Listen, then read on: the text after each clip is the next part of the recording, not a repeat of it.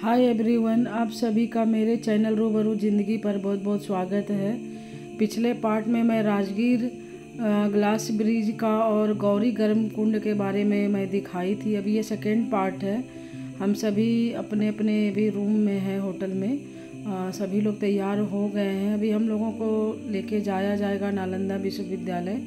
और जाने से पहले जितने बस में हमारे साथी लोग हैं, टूरिस्ट बस में, सभी लोग खाना खा के हम लोग अभी निकल गए और हम सभी फाइनली यहाँ पर पहुँच गए हैं। और अंदर आने के लिए पर मेंबर 40 रुपये का टिकट था, सभी ने कटाया और हम सभी अंदर आ गए।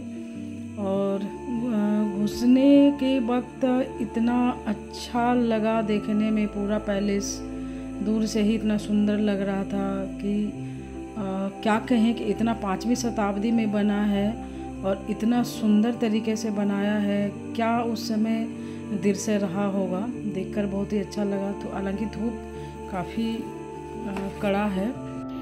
नालंदा विश्वविद्यालय का वैसे तो इतिहास बहुत ही रोचक है और प्रसिद्ध भी है। इसकी स्थापना 5वीं शताब्दी में की गई थी, जिसमें गुप्त वंश के सम्राट कुमार गुप्त प्रथम शाकादित्य ने बनाया हुआ था, इसकी स्थापना किया था। और ये दुनिया का पहला विश्वविद्यालय था जहाँ पर 10,000 छात्र और 2,000 शिक्षक के रहने की व्यवस्था थी।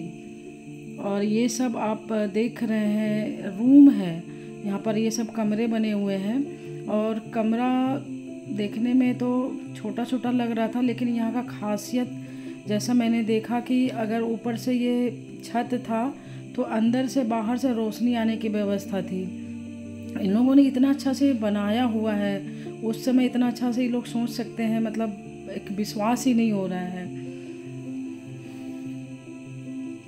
और यहाँ जैसा कि गाइड भी बता रहे थे, हम लोग तो पहली बार ही यहाँ पर आए हुए हैं, तो बताया गया कि यहाँ पर 9 विशाल भवन हुआ करता था, 100 से ज़्यादा लेक्चर हॉल होता था, मठ होता था, ध्यान लगाने के लिए कक्ष होता था अलग से, स्तूप है, एक विशाल पुस्तकालय हुआ करता था जिसे धर्मगंज कहा जाता था।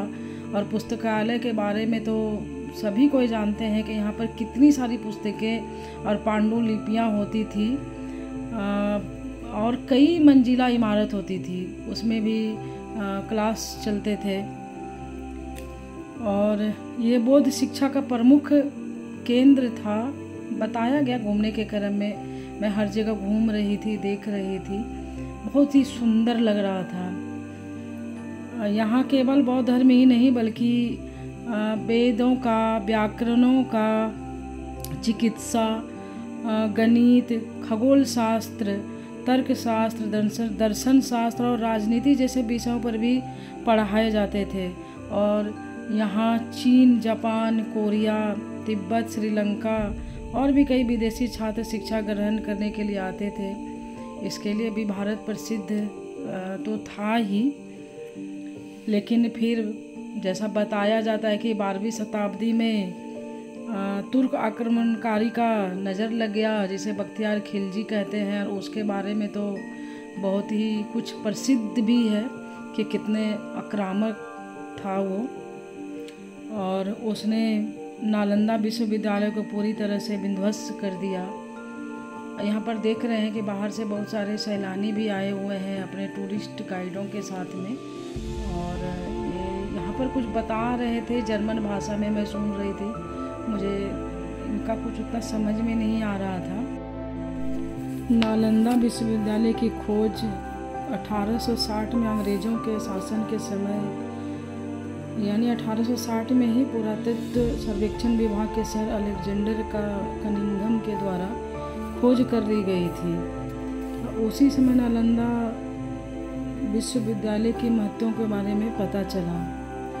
लेकिन बड़े स्तर पर जैसा कि बताया गया कि खुदाई 1915 से 1937 के बीच की गई, जिसमें बहुत सारे अवशेष मिले, जिसमें बुद्ध भगवान की प्रतिमाएं और भी धार्मिक मूर्तियां जैसे हिंदू धर्म की मूर्तियाँ, शिलालेख जैसे भी अवशेष मिले। कहते हैं कि मिट्टी में दबे ताम्रपत्र भी मिले थे जिसमें संदेश लिखे होंगे।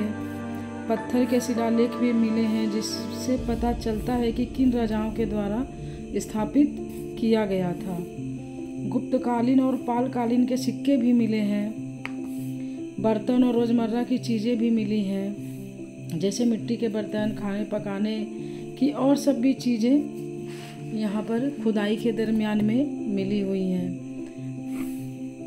इन सभी चीज़ों से ये समझ में आता है कि उस समय के लोग अपनी रोज़मर्रा की ज़िंदगी में किन किन चीज़ों का इस्तेमाल करते होंगे। लेकिन जब ये ख्याल आता है कि आक्रमणकारियों ने कितनी बुरी तरीक़ा से तोड़ दिया, विध्वंस कर दिया, पुस्तकालय में आग लगा दिया, सोच कर ही हृदय में एक टीस सी उठती है। जहाँ ज्ञान का भंडार था, जहाँ शिक्षा का मंदिर था, उसको इन आक्रमणकारियों ने नहीं बख्शा। पूरी तरह से टूटने के बाद और किसी राजा के द्वारा फिर से जीर्णोद्धार नहीं करने के बाद धीरे धीरे मिट्टी के द्वारा परत दर परत और झाड़ी झंकाड़ों से ये विश्वविद्यालय अपनी पहचान खोकर मलबे में दबते चला गया और फिर पूरी तरह से दब गया। मैं तो बस कल्पना करती हूँ उस दृश्य का, जब यहाँ पर उतना सारा छात्र एक साथ यहाँ पढ़ते होंगे, एक साथ रहते होंगे, तो कितना ही अच्छा लगता होगा। मैं तो सोच कर ही हैरान। नालंदा विश्वविद्यालय में घूमते हुए काफ़ी समय हो गया था और सभी का मन था कि अब यहाँ से निकलना चाहिए। तो फिर हम लोगों ने गाड़ी में बैठा और फिर गाड़ी नेपाल के पोखरा के लिए प्रस्थान कर गई। और चूँकि आज के दिन हम लोगों को सुबह में ही दे दिया था, 10 बजे ही खाना दे दिया था, तो सभी को भूख लग गया था। फिर एक जगह रास्ते में जाने के क्रम में रेलवे स्टेशन के पास यहाँ पर बस रुकी हुई है और यहाँ पर कुछ हम लोगों को इन लोगों ने नाश्ता बना कर दिया।